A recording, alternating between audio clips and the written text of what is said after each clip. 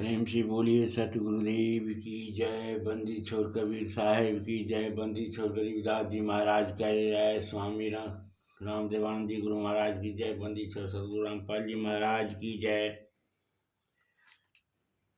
समादरणीय सज्जन वृंद धर्मानुरागी सत्संग प्रेमियों के चरण कमलों में कोटि कोटि नमन। कबीर साहब का वाणी है, मैं मेरा है कुछ नहीं, मैं मेरा है कुछ नहीं, जो कुछ है सो तो तेरा तुझको सौंपता, क्या लागत है मोर। यही है समर्पण।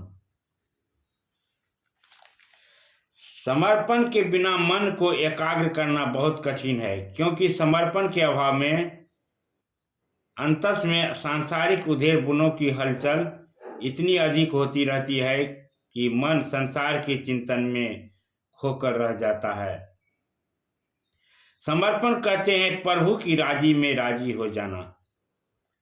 राजी है हम उसी में जिसमें तेरी रिजा है। हे प्रभु, हम उसी में प्रसन्न है जिसमें तुम प्रसन्न हो। रामचरितमानस में है, होई सो जो राम रचि रखा, को करी तरक बढ़ावे शाखा। जब सती श्री राम की परीक्षा लेने के लिए चली गई, शिव जी के समझाए भी न समझी। शिव जी के में बार बार कहा कि राम महान आत्मा है, पर यह बात सती को समझ में नहीं आई। उन्होंने कहा, जब तक मैं स्वयं न परख लूं तब तक विश्वास नहीं कर सकती। सती अपने पति, अपने परमात्मा, अपने परम गुरु शिव शंकर की अवहेलना करके राम जी की परीक्षा के लिए चली गई। तो शिव जी ध्यान में बैठने की चेष्टा करने लगे, परंतु बार बार यह बात दिमाग में कौंधने लग गई कि सती परीक्षा के लिए तो गई है, न मालूम वह परीक्षा के लिए कौन सा उपाय काम में लेगी, न मालूम सती का क्या होगा, क्या होनी है जो मेरी बातों की उपेक्षा करके सती चली गई। हे भगवान, कहीं कुछ अनिष्ट तो नहीं घटने का है, कहीं कुछ बुरा तो नहीं होने का है। क्या होगी सती की दशा, क्या होने वाला है। इस चिंता के कारण वे उद्विग्न से हो गए। उनका मन स्थिर नहीं हो पा रहा था। वे बार बार सतर्कता पूर्वक ध्यान में डूबने की चेष्टा करते, पर तनाव और अनहोनी न घट जाए इसकी चिंता से मन आकुल व्याकुल हो जा उठता। उस समय भगवान शिव ने एक चौपाई भी कहा है, होई सो जो राम रचि राखा, को करी तर्क बढ़ावे शाखा। वही होगा जिसे राम ने रच कर रखा है। फिर तर्क वितर्क करते संकल्प विकल्पों की शाखा पर शाखा को क्या बढ़ाना। न खुशी अच्छी ये दिल, न मलाल अच्छा है, प्रभु जिस हाल में रखे वही हाल अच्छा है। कर्तव्य तो हम करेंगे, लेकिन कर्तव्य का फल किस रूप में हमारे सामने आएगा कहा नहीं जा सकता। व्यक्ति कर्तव्य करने में जितना चिंतनशील नहीं होता, कर्तव्य के लिए जितना संकल्प विकल्प नहीं उठता, उतना उसके फल को लेकर संकल्प विकल्प उठता है। शांत चित्त, अथाह विश्वास प्रभु पर, इसी का नाम तो समर्पण है। समर्पण में प्रभु को, वस्तु को प्रभु का समझना। आपका शरीर, प्राण, परिवार, धन, मकान, आत्मा सब कुछ तो प्रभु का है। उनकी वस्तु को आप उनके चरणों में समर्पित करते हैं और कहते हैं, त्वंग वस्तु गोविंद तुभ्यमेव समर्पये। मैंने तेरी वस्तु दिया हुआ फिर प्रभु तुम्ही को समर्पण। फिर कबीर साहब कहते हैं, मैं मेरा है कुछ नहीं, मैं मेरा है कुछ नहीं, जो कुछ है सो तोर, तेरा तुझको सौंपता क्या लागत है मोर। गीता ज्ञानदाता गीता में 9वां अध्याय 27वां श्लोक में कहते हैं, यत करोसि यत स्नासि यत सुजुहोसि ददासि यत पश्यसि कौन्तेय तत्कुरुष्य मर्दपणम। हे अर्जुन, जो भी तुम करते हो, खाते हो, हवन करते हो, दान देते हो, देखते हो, उन सबको तुम मुझे समर्पित कर दो, उन सब की दिशा को मेरी ओर मोड़ दो। सभी कार्य, सभी चिंतन, सभी दान, सभी हवन, भोजन, देखना सुनना या जीवन की जो भी दिनचर्या है, उसे मेरी प्रसन्नता के निमित्त करो। ऐसा करने से हे अर्जुन, जो माया बड़ी दुस्तर है उससे तर जाओगे।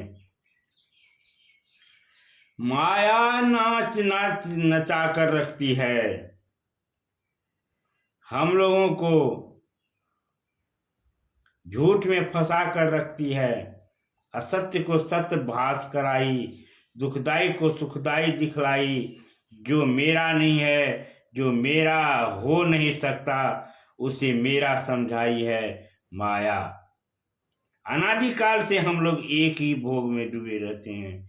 मैं कभी कभी सोचता हूँ कि काश मेरे पास भी वह शक्ति होती जो मैं लोगों को उनकी विगत हजारों जन्मों का दृश्य दिखला पाती और वे देखे पाते कि वे हर जन्म में बच्चे हुए, बड़े हुए, अमीरी आई अथवा गरीबी भोगे हैं, मकान बनाए हैं अथवा विवाह रचाए हैं अथवा बच्चे हुए हैं और सबको छोड़कर चल देना होता है। आज जो वर्तमान में है उसे भी छोड़कर चल देना होगा। फिर कैसी आसक्ति, कैसा मोह, मोह और आसक्ति के कारण ही तो दुख होता है। तुलसीदास जी ने कहा है, मैं अरु मोर तोर तू माया, मैं और मेरा, तू और तेरा, यही तो माया है।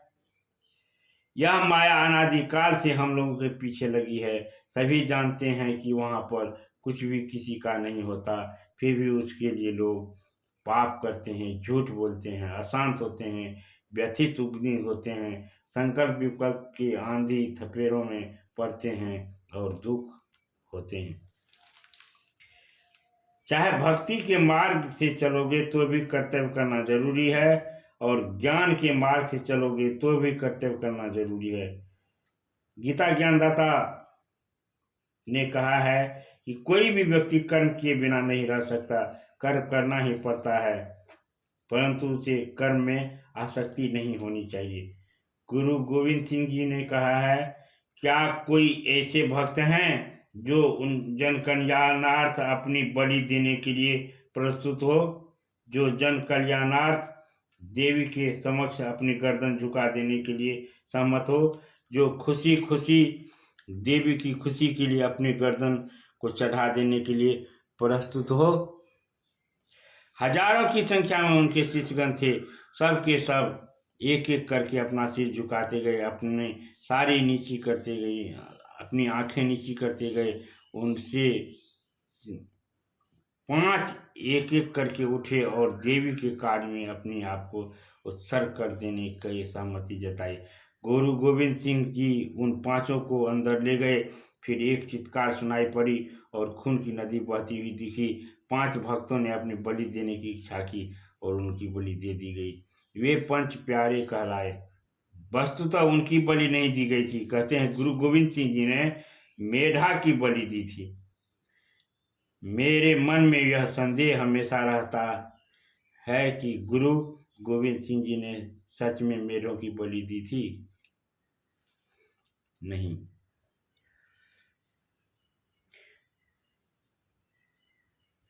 जिसे सुना जा सके उसकी आसक्ति, जिसे देखा जा सके उसकी आसक्ति, जिसे छुआ जा सके उसकी आसक्ति, जिसे सूंघा जा सके उसकी आसक्ति, जिसका स्वाद लिया जा सके उसकी आसक्ति, ये 5 मेरे हैं जिनकी बलि देनी होती है।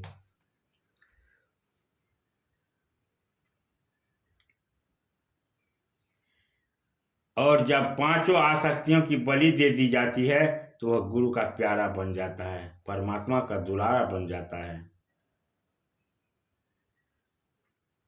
इसी आसक्ति को मिटाना है, कर्तव्य से मुख नहीं मोड़ना है, आसक्ति से मुख मोड़ना है। ज्ञान पंथ से चलेंगे तो भी, भक्ति पंथ से चलेंगे तो भी, समर्पण भक्ति का मार्ग है। भक्ति के द्वारा, समर्पण के द्वारा, ईश्वर प्रणिधान के द्वारा समाधि की भी सिद्धि होती है।